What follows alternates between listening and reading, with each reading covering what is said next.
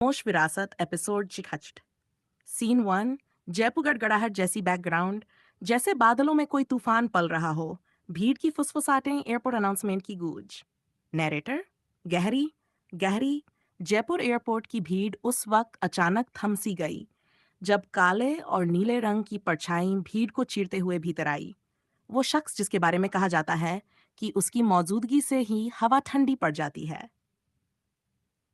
Bodyguards के कदमों की आहट, हर कदम जैसे धरती को दबा रहा हो।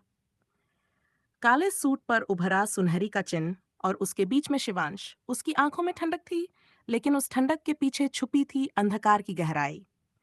हल्की सी बिजली जैसी आवाज, जैसे उसके आसपास ऊर्जा की लहरें।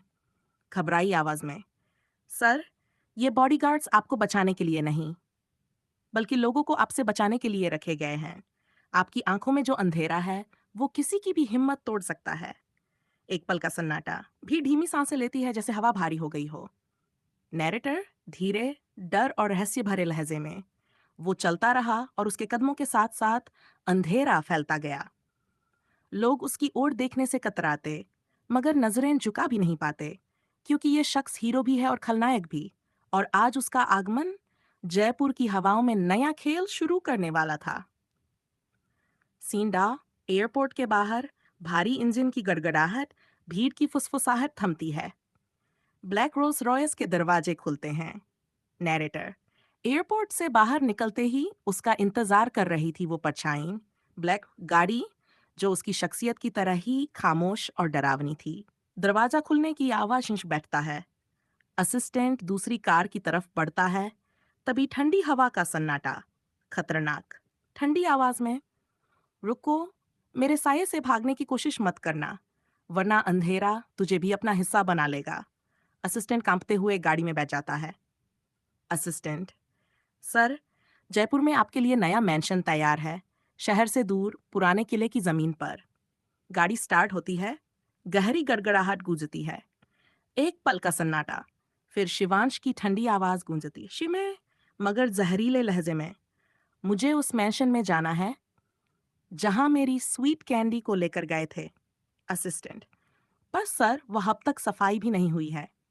तो करवाओ, करवाओ। गाड़ी की आवाज तेज होती है, जैसे अंधेरा सड़क पर फैल रहा हो। बैकग्राउंड में धीमी गहरी धुन, सस्पेंस में कट। नैरेटर धीमे रहस्यमयी अंदाज में, गाड़ी जैसे जैसे अंधेरे में बढ़ रही थी, उसी तरह हवा में एक अनकहा डर घुलता जा रहा था। आगे का रास्ता खामोश था, मगर उस खामोशी के पीछे कुछ ऐसा छुपा था जो कहानी की धड़कन बदल देगा। सीन 3।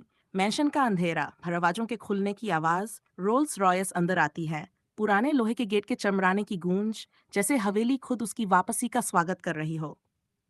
नैरेटर पुराने किले जैसी उस हवेली के दरवाजे खुले और अंधेरे में घिरी ब्लैक रोल्स रॉयस भीतर दाखिल हुई।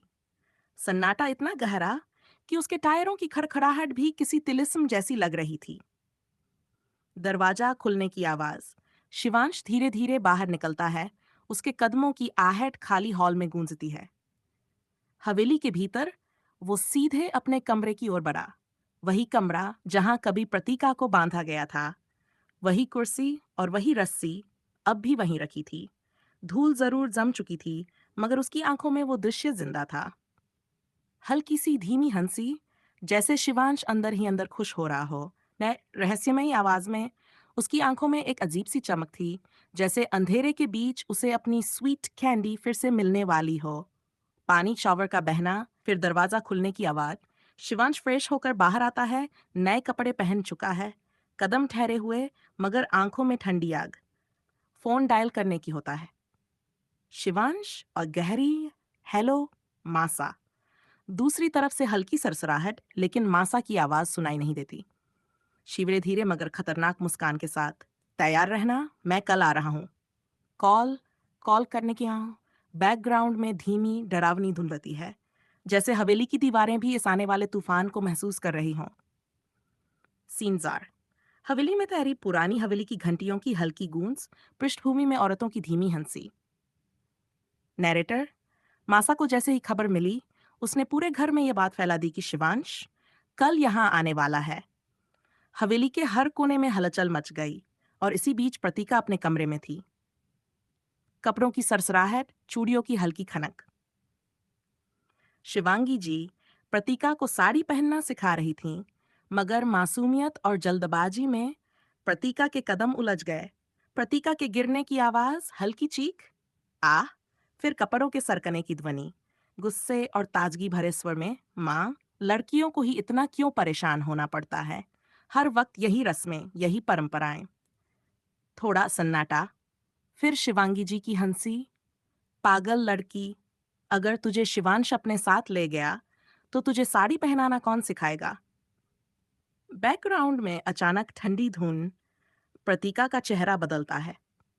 शिवांश का नाम सुनते ही प्रतीका के कानों में उसकी वो चेतावनी गूंज उठी, वो ठंडी आवाज जिसने उसे भीतर तक डरा दिया था। धीमी सांसों की आवाज, जैसे प्रतीका सहम गई हो। शिवांगी जी, क्या सोच रही है तू, प्रतीका? प्रतीका जल्दी जल्दी, घबराहट छुपाते हुए, नन, नहीं माँ, मैं तो बस यही सोच रही थी कि साड़ी पहनना इतना जरूरी भी नहीं दो। शिवांगी जी की हंसी और पृष्ठभूमि में हल्की धुन, मगर प्रतीका की आंखों में छुपा डर साफ है। सबको हंसती खिलखिलाती प्रतीका दिख रही थी, मगर उसके भीतर शिवांश की परछाई अब भी गहरी होती जा रही थी। सीन 5। शिवांश की सुबह और प्रतीका का डर। सुबह की हल्की शंखध्वनि, मंदिर की घंटियां बज रही हैं। शहर की भीड़ से दूर अपने आलीशान घर में शिवांश का हर दिन एक ही तरीके से शुरू होता था। भजन की धुन, बत्ती खुशबू का दृश्य। शिवांश भगवान शिव की मूर्ति के सामने आंखें बंद कर प्रार्थना करता है, महादेव, मेरी शक्ति, मेरा साहस, सब आप से ही है। आज भी मेरा हर कदम आपके आशीर्वाद से ही उठे। घंटी की तेज आवाज, फिर संगीत बदलकर हल्की business tone, mobile notification, laptop खोलने की आवाज। नैरेटर पूजा के बाद वो अपने काम में डूब जाता था। फाइलें, मीटिंग्स, फोन कॉल्स, एक बिजनेस टाइकून की तरह। टाइपिंग, फोन कॉल्स की बैकग्राउंड साउंड। शिवांश, हाँ, प्रोजेक्ट में कोई गलती नहीं चाहिए, डील कल ही फाइनल करनी है, बस डिशे कट होता है। लेकिन उसी समय हवेली में कोई और बेचैन थी, जिसे शिवांश की हर आहट अब डराने लगी थी। ऋषि प्रतीका अकेली खिड़की के पास बैठी है, दूर देख रही है। हवा चलती है और अचानक खिड़की बंद हो जाती है। वो चौंक जाती है। प्रतीका, कहीं कहीं वो सच में मुझे यहाँ लेने ना आ जाए। उसकी आंखों में पिछली रात शिवांश की चेतावनी की याद चमकती है। बैकग्राउंड में शिवांश की आवाज गूंजती है, इस बार तुम मेरी हो। संगीत गहरा और डरावना हो जाता। सीन 6। बैकग्राउंड महल में शहनाई की धीमी धुन, औरतों की हल्की हंसी, कपड़ों की सरसराहट, नौकर नौकरानियों की भागदौड़ की आवाज। राठौड़ महल आज किसी रणभूमि से कम नहीं लग रहा था। हर ओर हलचल थी, हर ओर शोर था, जैसे पूरा महल सांसें थामकर आने वाले क्षण का इंतजार कर रहा हो। और इस पूरे शोर शराबे के केंद्र में थी मासा। मासा की कड़क आवाज, अरे, वो फूलों की झालर अभी तक नहीं सजी, तुरंत लगाओ। और सुनो, सोने का दिया शाम से पहले पूजा घर में पहुंचना चाहिए। अगर एक भी गलती हुई तो अच्छा नहीं होगा। नौकर नौकरानी घबराकर जी मासा कहते भागते हैं।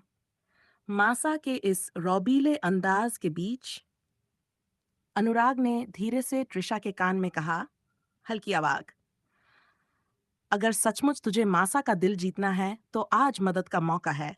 जा, उनके साथ खड़ी हो जा। त्रिशा के कदमों की आहट, फिर वह मासा की ओर जाती है, मधुर पर बनावटी हा। मासा, मैं भी आपकी मदद कर दूं। इतने काम हैं, अकेले आप कैसे संभालेंगी? मासा थोड़ी देर चुप, फिर हल्की सी हंसी, लेकिन आदेश वाला लहजा बरकरार। ठीक है, आजा। लेकिन याद रखना, यहाँ हर चीज नियम से होती है। जरा भी गलती हुई तो सबकी नजर तुझ पर होगी। उधर महल के भीतरी कक्ष में औरतों का हुजूम प्रतीका के चारों ओर जमा था। हाथों में गहनों की थालियां, चूड़ियों की छनक और रंग बिरंगे राजस्थानी वस्त्र, सब मिलकर प्रतीका को एक गुड़िया की तरह सजा रहे थे। गहनों की छनक, धीरे भावुकता के साथ, लाल राजस्थानी घाघरे और भारी ओढ़नी में प्रतीका सचमुच किसी राजकुमारी जैसी लग रही थी। पर उसके दिल के भीतर एक और ही जंग चल रही थी। ये सजावट, ये गहने, ये रंग, सब उसे किसी सुनहरी कैद जैसे लग रहे थे। धीमी हल्की धड़कन की आवाज बैकग्राउंड में, उसकी आंखें बार बार खिड़की की ओर उठ रही थीं, जैसे सोच रही हों कि बाहर की खुली हवा में जाकर सांस लेना कैसा लगेगा। वो जानती थी, मासा के आदेश से इनकार नहीं कर सकती, लेकिन उसके भीतर की आवाज बार बार कह रही थी, ये गहने, ये पोशाक, सब दिखावा है। अगर मुझे खुद को बचाना है तो भागना ही होगा। पर्दे की हल्की सरसराहट प्रतीका खिड़की की ओर बढ़ती है। प्रतीका की उंगलियां धीरे से खिड़की की जाली पर टिक गई। उसकी आंखों में डर और हिम्मत का मिला जुला साया था। हाँ, उसने तय कर लिया था, वो चुप नहीं बैठेगी। वो इस जगह से किसी भी तरह भागने का रास्ता ढूंढेगी। धीमी रहस्यमयी संगीत, ढोलक की हल्की थाप, जैसे अंदर ही अंदर कोई योजना पक रही हो। पर उसे नहीं पता था, इस योजना की आहट क्या किसी और तक पहुंच चुकी है। संगीत गहराता है और scene fade out. 7 audio book style background, हल्की हल्की पायल की छनक, ढोलक और मंजीरे की थाप, साथ ही महल के आंगन में गूंजती महिलाओं की हंसी और गीत। पर बीच बीच में बैकग्राउंड में धीमा सा हार्ट बीट इफेक्ट, जो प्रतीका की बेचैनी को दर्शाता है। सेटिंग राठौड़ महल का पिछला आंगन। सज धज कर आई राजस्थानी नर्तकियां झूम झूम कर नाच रही हैं। दियों की रोशनी में उनके घाघरे और चूनर हवा में लहरा रहे हैं। उधर महल के भीतर तैयारियों का शोर गूंज रहा था। पर इस शोरगुल के बीच प्रतीका चुपचाप एक कोने से सरकती हुई बाहर निकल आई। उसकी नजर पड़ी आंगन में नृत्य करती उन राजस्थानी नर्तकियों पर। शायद यही उसका रास्ता था। प्रतीका, डर और हिम्मत के बीच, अगर मुझे यहाँ से निकलना है तो बस यही मौका है। वह सावधानी से एक नर्तकी की ओर इशारा करती है। हाय राम, तुम तो राजकुमारी जैसी लग रही हो, यहाँ क्यों आई हो? प्रतीका फुसफुसाते हुए लगभग विनती के स्वर में, मेरी मदद करो। मुझे पता है तुम्हारे पास एक जोड़ी अतिरिक्त कपड़े जरूर होंगे। क्या तुम मुझे वो कपड़े दे सकती हो? मुझे यहाँ से निकलना है। धीरे धीरे सस्पेंसफुल सारंगी ट्यून, हार्ट बीट और तेज होने लगता है। नर्तकी की आंखों में हैरानी थी। उसके सामने खड़ी ये लड़की क्या वाकई मदद मांग रही थी, या ये किसी बड़ी मुसीबत की शुरुआत थी? क्या प्रतीका सच में इस कड़ी निगरानी से निकल पाएगी?